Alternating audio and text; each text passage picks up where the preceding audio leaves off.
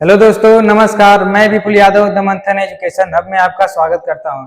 दोस्तों, आज हमारी यूपी पुलिस की जियोग्राफी की पहली क्लास है। चलिए क्लास को स्टार्ट करते हैं।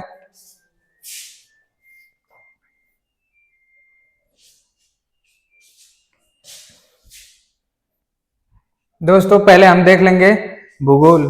पहले भूगोल क्या है और भूगोल की उत्पत्ति कहाँ हुई, भूगोल किस भाषा में है, इन सभी बिंदुओं पर पहले हम चर्चा कर लेते हैं।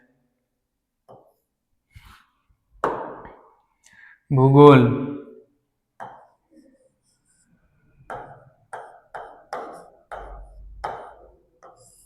भूगोल जियोग्राफी जियोग्राफी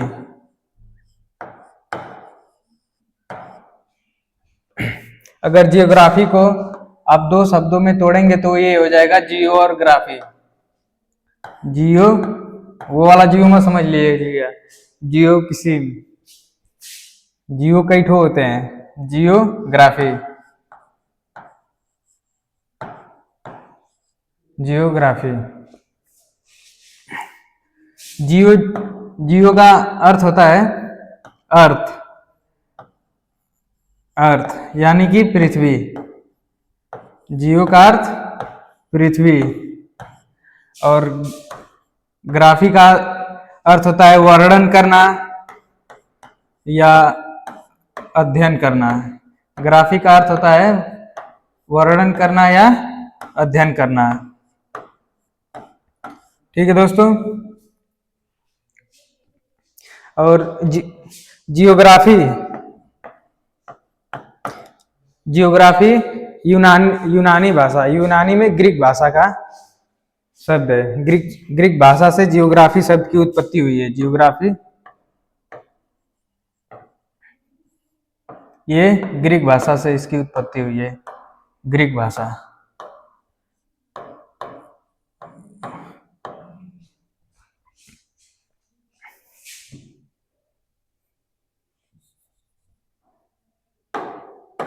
जियोग्राफी की उत्पत्ति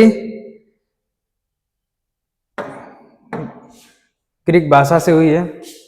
चलते हैं अब हम अपने नेक्स्ट टॉपिक पे।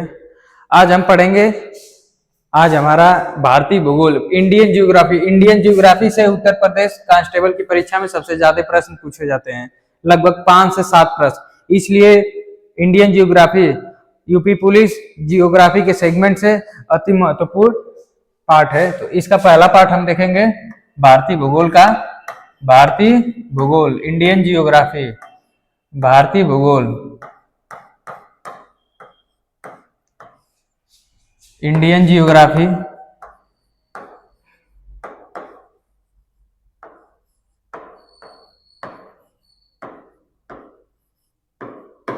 Indian geography. इसका हम आज पहला चैप्टर पढ़ेंगे जिसका नाम है भारत एक परिचय। भारत एक परिचय। सारी बेसिक चीजों को आज हम डिटेल से पढ़ेंगे। चलिए स्टार्ट करते हैं। आज का हमारा पहला टॉपिक रहेगा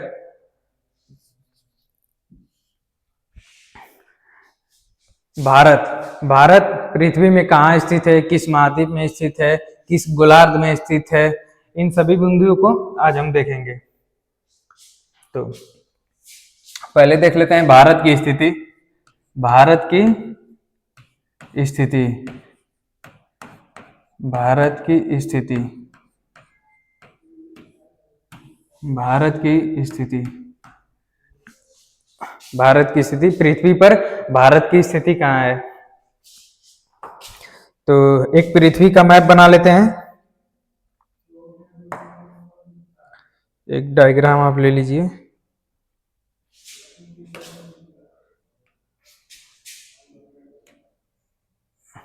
ये रहा, इसे बीच से काट लीजिए। ये है हमारा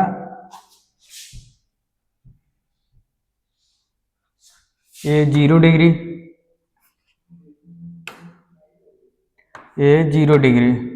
और ये कौन सी दिशा है ऊपर वाली? ये उत्तर। ये कौन सी दिशा है? उत्तर। और ये कौन सी दिशा है? दक्षिण। दक्षिण। अब भारत की स्थिति यहाँ पे है।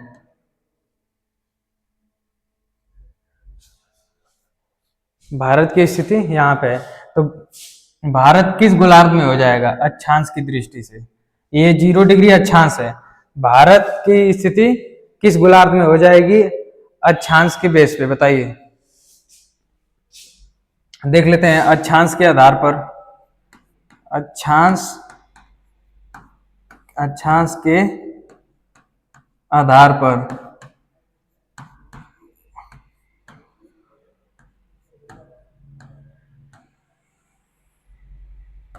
अक्षांश के आधार पर भारत की स्थिति, ये सेमी सर्किल जो आधा गोला आपको दिख रहा है, ये दक्षिण वाले भाग का, तो इसको बोलेंगे दक्षिणी गोलार्ध, और ऊपर वाले आधे गोले को बोलेंगे उत्तरी गोलार्ध। मेंशन कर लीजिए, उत्तरी गोलार्ध, उत्तरी गोलार्ध।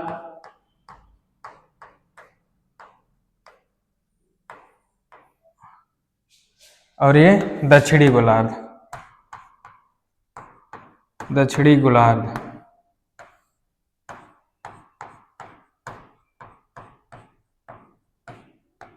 ये हो गया हमारा दक्षिणी गोलार्ध। तो अक्षांश के आधार पर भारत की स्थिति किस गोलार्ध में है? तो ये उत्तरी गोलार्ध में, उत्तरी गोलार्ध में। अब यहीं भारत की स्थिति देख लेते हैं हम कि देशांतर के आधार पे किस गोलार्ध में है। फिर से एक मैप बना लेते हैं पृथ्वी का। ये वह गोला हमारी पृथ्वी, और इससे बीच से काटने वाली रेखा ये हो गई भूमध्य रेखा। ठीक। और ये हो गया देशांतर हमारा, ये 0 डिग्री, ये 0 डिग्री। और इसे 0 डिग्री को जीएमटी भी बोलते हैं, GMT, Greenwich time, Greenwich time. देशांतर के आधार पे अगर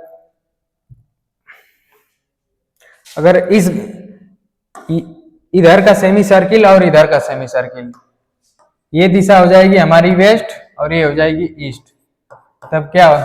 तब आप यहां से देखिए, ये जो बीच वाली लाइन है 0 डिग्री वाला देशांतर, इसके वेस्ट साइड का जो सेमी सर्किल होगा उसे बोलेंगे पश्चिमी गोलार्ध, पश्चिमी गोलार्ध।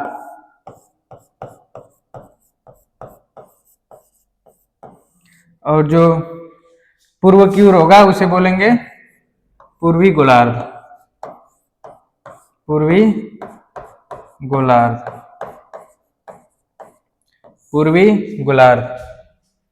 तो देशांतर के आधार पर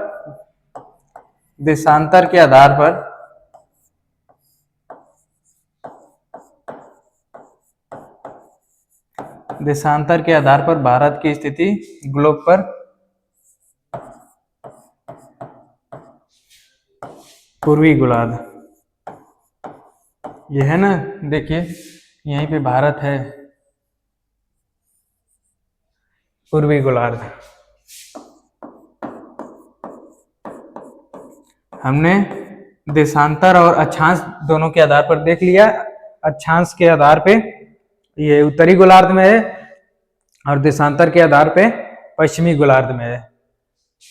अब हम ओवरऑल देख लेते हैं कि भारत की स्थिति क्या है। तो ओवरऑल भारत की स्थिति आप लिख लीजिएगा। भारत की स्थिति यह है उत्तर पूर्वी गोलार्ध, उत्तर पूर्वी गोलार्ध में। उत्तर पूर्वी गोलार्ध। चलते हैं नेक्स्ट टॉपिक पे। आप मेरे साथ बस मुझे फॉलो करिएगा और जैसे जैसे मैं फिगर बना रहा हूँ, नाम मेंशन करना हो, आप भी उसी तरह नाम मेंशन करिएगा, तभी आपको ज्यादा से ज्यादा लाभ मिलेगा इस क्लास का। 2-3 क्लास में आप लगे रहेंगे, धीरे धीरे आप मेरे साथ एडजस्ट हो जाएंगे, फिर क्लास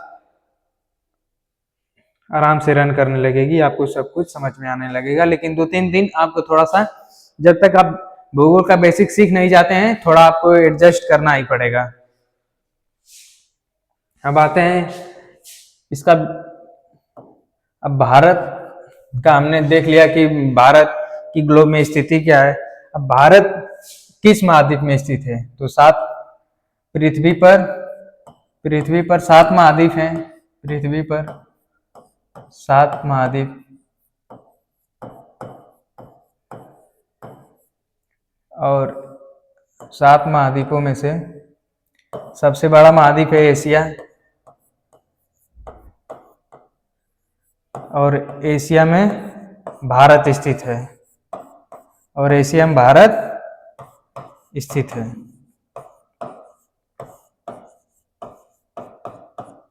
और एशिया, अगर ये है यूरोप का मैप, ये है दक्षिण अफ्रीका, ये यूरोप, ये है भारत, और ये है एशिया। तो एशिया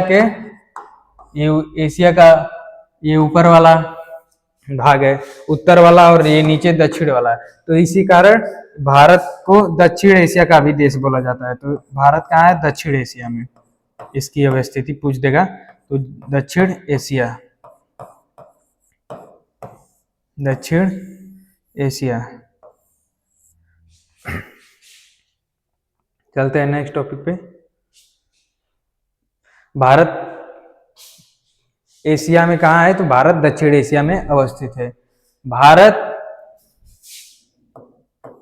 क्षेत्रफल की दृष्टि से भारत का कौन सा स्थान है, बताइए? तो इसका हो जाएगा क्षेत्रफल की दृष्टि से, क्षेत्रफल की दृष्टि से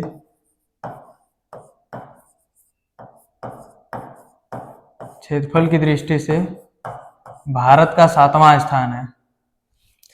क्षेत्रफल की दृष्टि से भारत का 7वां स्थान है। भारत का 7वां सबसे बड़े देशों में स्थान है।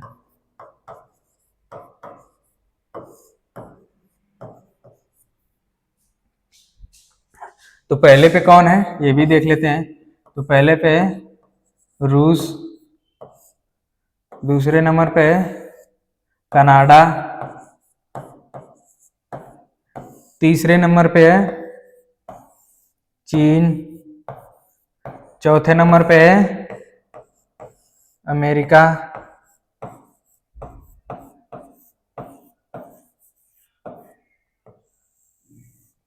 और 5वें नंबर पे है ब्राजील,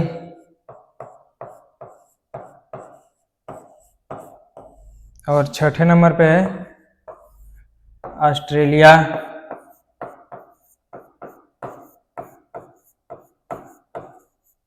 क्षेत्रफल की दृष्टि से ये देश क्रम में है। और 7वें नंबर पे है भारत, और 8वें नंबर पे है अर्जेंटीना, अर्जेंटीना। ठीक, क्षेत्रफल की दृष्टि से भारत का 7वां स्थान है। चलते हैं नेक्स्ट टॉपिक पे।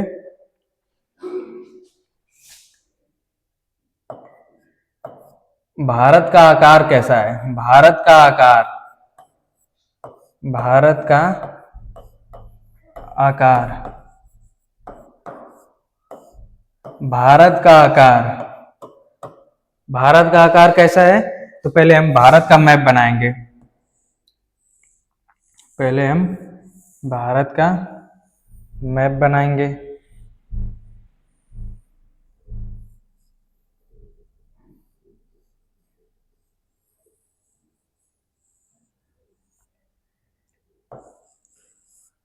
मैप बनाना तो सबको आता ही होगा। ये हो गया हमारा भारत। भारत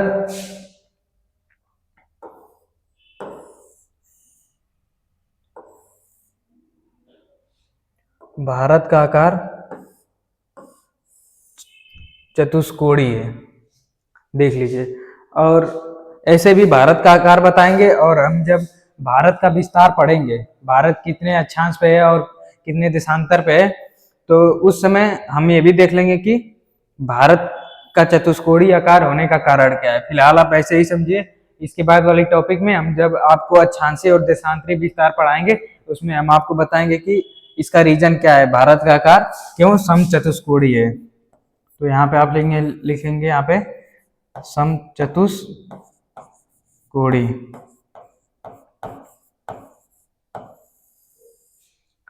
जल्दी से जल्द स्क्रीनशॉट ले लीजिए।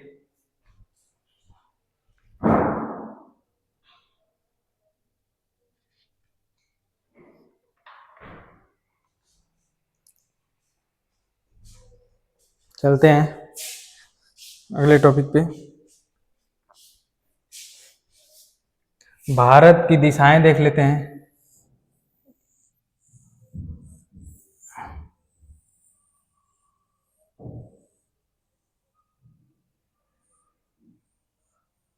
भारत का मैप तो आप लोगों को बनाना आता ही होगा।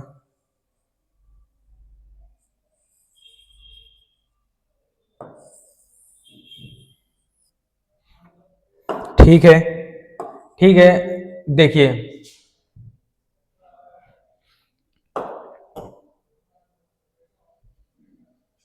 ठीक है, चलिए देखते हैं भारत का अक्षांशीय और देशांतरी विस्तार। भारत का अक्षांशीय और देशांतरी विस्तार। भारत का अक्षांशीय, भारत का अक्षांशीय और देशांतरी विस्तार। देशांतरी विस्तार, भारत का अक्षांशीय और देशांतरी विस्तार, ये टॉपिक का नाम है। इसको देख लेते हैं। ये है उत्तर का भाग, ये है दक्षिण का भाग, और ये है पश्चिम का भाग, और ये है पूर्व का भाग। और यहाँ पे देख लीजिए भारत को कितने अक्षांशों पे इसकी मुख्य भूमि से काटता है, बताइए कौन सा अक्षांश भारत की मुख्य भूमि का दक्षिणतम बिंदु है। तो ये यहाँ पे काटता है 8 डिग्री 4 मिनट, 8 डिग्री 4 मिनट उत्तरी देशांतर। और ये मुख्य भूमि से, यह मुख्य भूमि से है, मुख्य भूमि से है।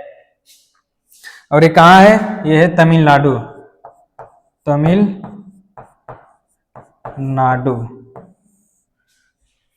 तो यहाँ पे नोट कर लेते हैं 8 डिग्री 4 मिनट नॉर्थ से, और उत्तर में है 37 डिग्री 6 मिनट उत्तरी अक्षांश। ये है लद्दाख में, लद्दाख।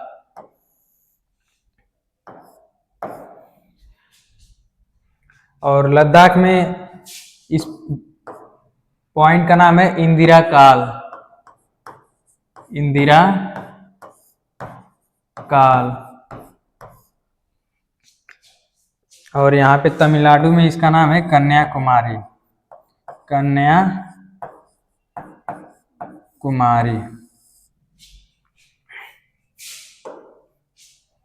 कन्याकुमारी। तो अक्षांशीय विस्तार कहाँ से कहाँ तक है, ये 37 डिग्री 6 मिनट उत्तर। और ये है सबसे मुख्य भूमि से सबसे दक्षिणतम बिंदु, दक्षिणतम बिंदु है, दक्षिणतम बिंदु। और ये है मुख्य भूमि से उत्तरतम बिंदु, उत्तरतम बिंदु।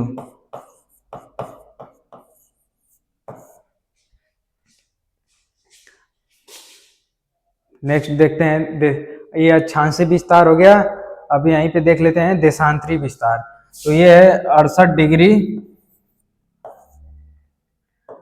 7 मिनट पूर्वी देशांतर, और ये है गुजरात में,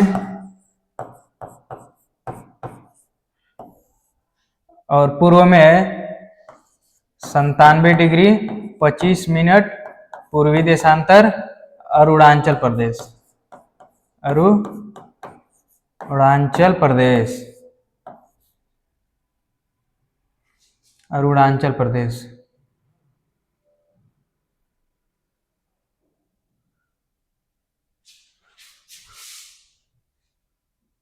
अरुणाचल प्रदेश, अरुणाचल प्रदेश।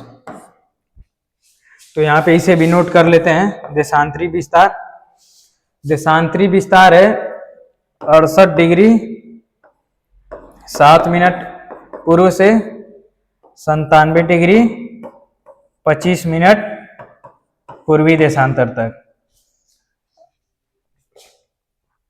चलते हैं, इसे हम देख लेते हैं ओवरऑल मैप पर जितना हम पढ़े हैं। तो देखिए ये है 0 डिग्री, ये है 0 डिग्री इक्वेटर जो पृथ्वी को एकदम बीच से काटता है, 0 डिग्री अक्षांश, ये 0 डिग्री। और इसके ऊपर का जो गोल सेमी सर्कल है आधा गोला, इसे बोलेंगे उत्तरी गोलार्ध, और जो नीचे का सेमी सर्कल आधा गोला है उसे बोलेंगे दक्षिणी गोलार्ध। और ये है देशांतर, देखिए यहाँ पे 0 डिग्री है और यहां से एक लाइन जो आ रही है जीएमटी लाइन, ये यूरोप होकर आती है, तो ये हो गई हमारी ये जीएमटी लाइन 0 डिग्री। इसके इधर का भाग जो पश्चिमी भाग है, इस जो ये वाला सेमी सर्कल है, तो ये हो जाएगा हमारा पश्चिमी गोलार्ध, और जो पूरब की तरफ जो सेमी सर्किल है वो हो जाएगा पूर्वी गोलार्ध। ओवरऑल हमने ये हमारा भारत है, और हमने देखा कि भारत की स्थिति कहाँ है, तो भारत है उत्तर और पूर्वी गोलार्ध में, जिसे हमने पीछे देखा है। और हम इसका अक्षांशीय और देशांतरी विस्तार देख रहे थे, इसका अक्षांशीय और देशांतरी विस्तार, इसे हम इसी मैप के माध्यम से थोड़ा सा देख लेते हैं।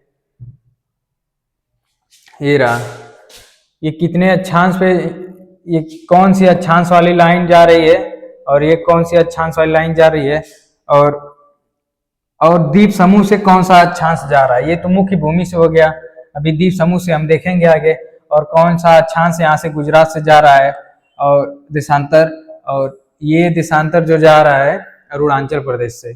चलिए देख लेते हैं, यहाँ पे ये हो गया मुख्य भूमि से अक्षांश और देशांतर। और यहीं पे देख लेते हैं, ये है निकोबार और ये है great Nicobar, great Nicobar, great Nicobar. एक अक्षांश यहां से जाता है ग्रेट निकोबार से, तो ये है 6 डिग्री 45 मिनट उत्तरी, और इसका नाम है, इसके 3 नाम है, एक है पार्सन पॉइंट, पार्सन पॉइंट, और ग्रेट निकोबार में जो अक्षांशीय रेखा 6 डिग्री 45 मिनट उत्तर से जाती है, उसके 3 नाम है। एक तो Indira point, Parson point, Pygmalion point. Indira point Indira Gandhi ji के नाम पे रखा गया था, और ग्रेट निकोबार 2004 के सुनामी में पूरा डूब गया था, फिर धीरे धीरे अस्तित्व में आया। पार्सन पॉइंट या Indira point, Indira point noting हम करा देते हैं आपको अच्छे से। द्वीप समूह से गुजरने वाला, द्वीप समूह से गुजरने वाला अक्षांश,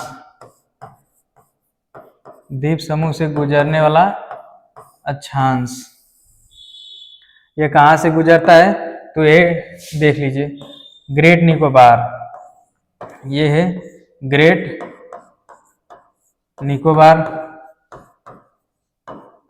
निकोबार। और ये जस्ट यहीं से गुजरता है। ये 6 डिग्री 45 मिनट उत्तर। और इसका नाम है इंदिरा पॉइंट, इंदिरा पॉइंट। और इसके 3 नाम है। एक तो है पार्सन पॉइंट। ये नाम परीक्षा में पूछे ही जाते हैं, आप ध्यान रखिएगा। Parson point. और एक नाम इसका है Pygmalion point, Pygmalion point, Pygmalion point. अब इसे नोट कर लीजिएगा, 6 डिग्री 45 मिनट उत्तर से। चलते हैं अपने नेक्स्ट टॉपिक पे।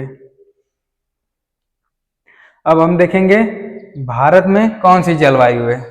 भारत की जलवायु, भारत की जलवायु, भारत की जलवायु।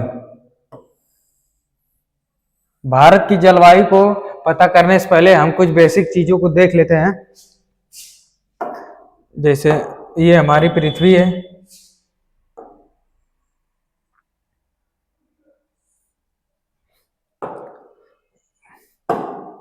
ये है पृथ्वी, और इसके बीच से गुजरता है इक्वेटर। ये 0 डिग्री, ये 0 डिग्री भूमध्य रेखा, भूमध्य रेखा। इसका एक और नाम है विषुवत, विषुवत रेखा, या इसे विषुवत वृत्त भी बोलते हैं। 0 डिग्री। और यहाँ 23.5 डिग्री पे हुए, 23.5 डिग्री उत्तरी अक्षांश है कर्क रेखा, कर्क रेखा। और 23.5 डिग्री ठीक नीचे, 23.5 डिग्री ठीक नीचे दक्षिणी अक्षांश, इसका नाम है मकर रेखा, मकर रेखा। और कर्क रेखा के ऊपर उत्तरी गोलार्ध में यहां से एक रेखा गुजरती है 66.5 डिग्री उत्तरी देशांतर, इसका नाम है आर्कटिक वृत्त, आर्कटिक वृत्त। 66.5 डिग्री उत्तरी देशांतर का नाम है आर्कटिक वृत्त। और ठीक दक्षिणी गोलार्ध में नीचे 66.5 डिग्री दक्षिणी देशांतर गुजरता है, इसका नाम है अंटार्कटिक वृत्त, अंटार्कटिक वृत्त, अंटार्कटिक वृत्त। और ये ऊपर है हमारा नॉर्थ पोल, नीचे साउथ पोल, इसे बोलते हैं उत्तरी ध्रुव, उत्तरी ध्रुव। और ये है दक्षिणी ध्रुव, ये है दक्षिणी ध्रुव। पृथ्वी के मध्य से जो लाइन गुजरती है 0 डिग्री अक्षांश, उसे भूमध्य रेखा बोला जाता है, या उसे विषुवत वृत्त भी बोला जाता है। और उत्तरी गोलार्ध में ही 0 डिग्री के ऊपर 23.5 डिग्री उत्तरी देशांतर जो गुजरती है लाइन, उसे बोलते हैं कर्क रेखा। और उसके ऊपर 66.5 डिग्री उत्तरी देशांतर जो गुजरता है, उसे बोलते हैं आर्कटिक वृत्त। और दक्षिणी गोलार्ध में भूमध्य रेखा के नीचे 23.5 डिग्री दक्षिणी देशांतर जब गुजरता है, तो उसे बोलते हैं मकर रेखा। और मकर रेखा के नीचे एक लाइन और गुजरती है 66.5 डिग्री दक्षिणी देशांतर, उसे बोलते हैं अंटार्कटिक वृत्त। और ऊपर नॉर्थ पोल होता है, नीचे साउथ पोल होता है। और इस पूरे जो ये आधा सेमी सर्किल है, उसे मैं पीछे बताया था कि ये ऊपर वाला जो होता है सेमी सर्किल, वो उत्तरी गोलार्ध हो जाएगा, और नीचे वाला सेमी सर्किल दक्षिणी गोलार्ध हो जाएगा। गोलार्ध में ही छिपा है, गोलार्ध, गोलार्ध में ही छिपा है गोला का आधा, गोला प्लस अर्ध, मतलब गोला का अर्ध, गोले का आधा भाग, गोले का आधा भाग, तो आप समझ जाइएगा।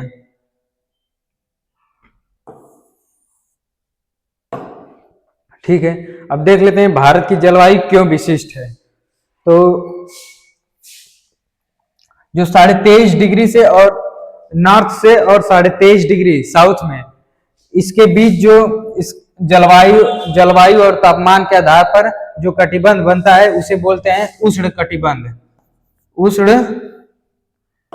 उष्ण कटिबंध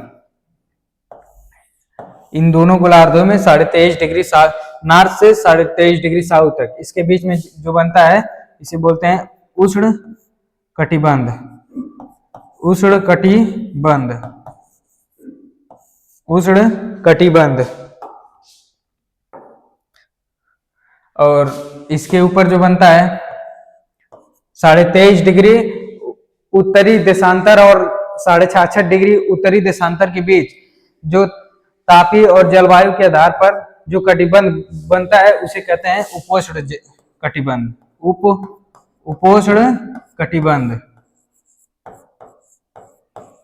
कटिबंध, और जो सेम अगर ऊपर 66.5 डिग्री नॉर्थ में बनना है तो यहीं नीचे में भी बनेगा, नीचे भी हो जाएगा उपोष्ण कटिबंध।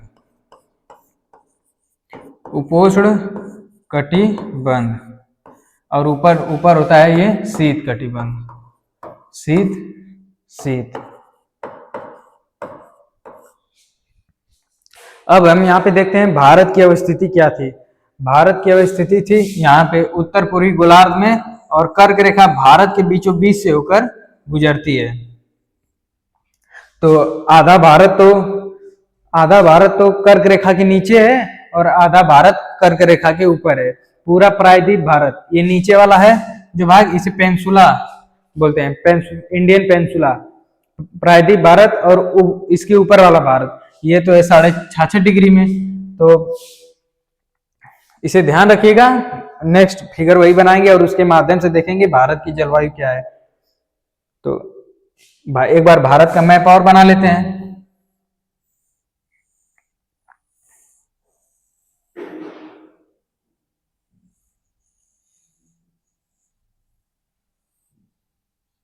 भारत का मैप सबको बनाना आना चाहिए, बहुत जरूरी है अपने देश का मैप बनाना।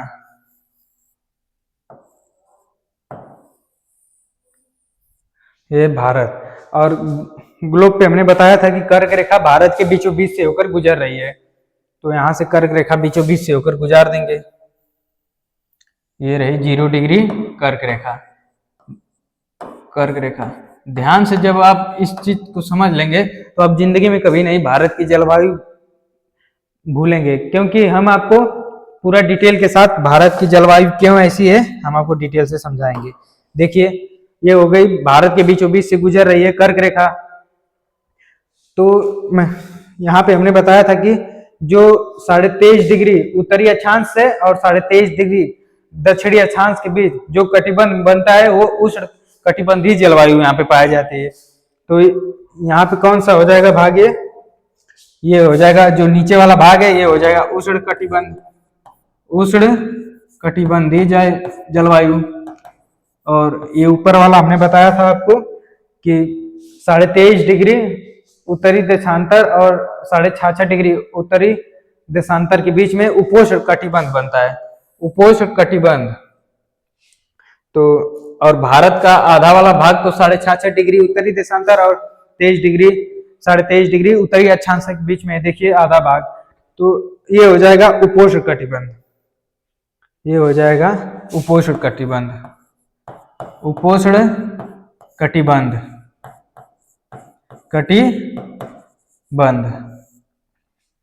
तो क्या भारत की जलवायु उपोष्ण और उष्ण है? बताइए, नहीं, कुछ विशिष्ट बातें हैं, यही आपको ध्यान रखना है। भारत की जलवायु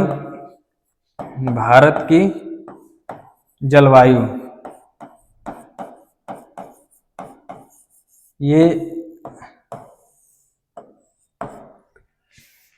उपोष्ण उष्ण नहीं है, ये उष्ण कटिबंधीय जलवायु, उष्ण कटिबंधीय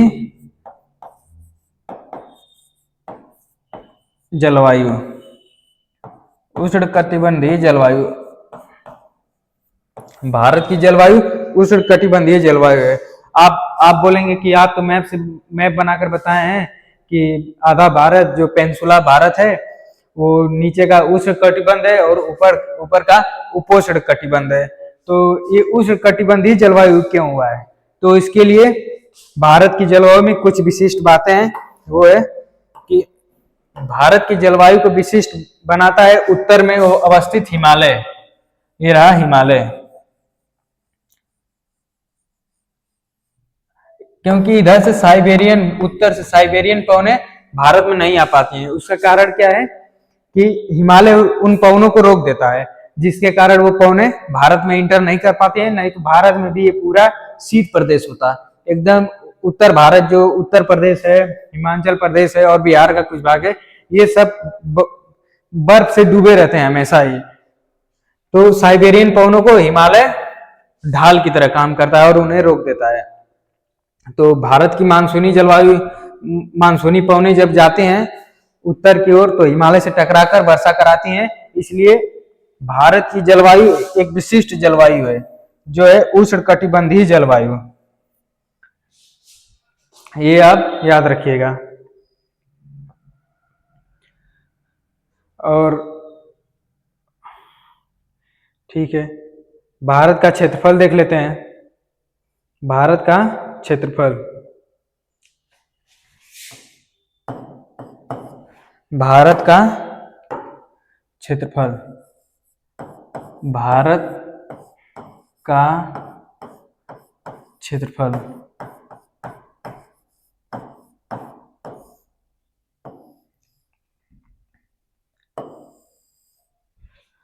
आपके पेपर के दृष्टिकोण से जो जो बिंदु महत्वपूर्ण है हम सभी बिंदुओं को यहाँ पे समावेश करेंगे इस लेक्चर में। और भूगोल की हमारी पूरी श्रृंखला रहेगी, इसमें हम भूगोल का उत्तर प्रदेश कांस्टेबल का पूरा सिलेबस ही पढ़ाएंगे। आइए भारत का क्षेत्रफल देख लेते हैं। भारत का क्षेत्रफल,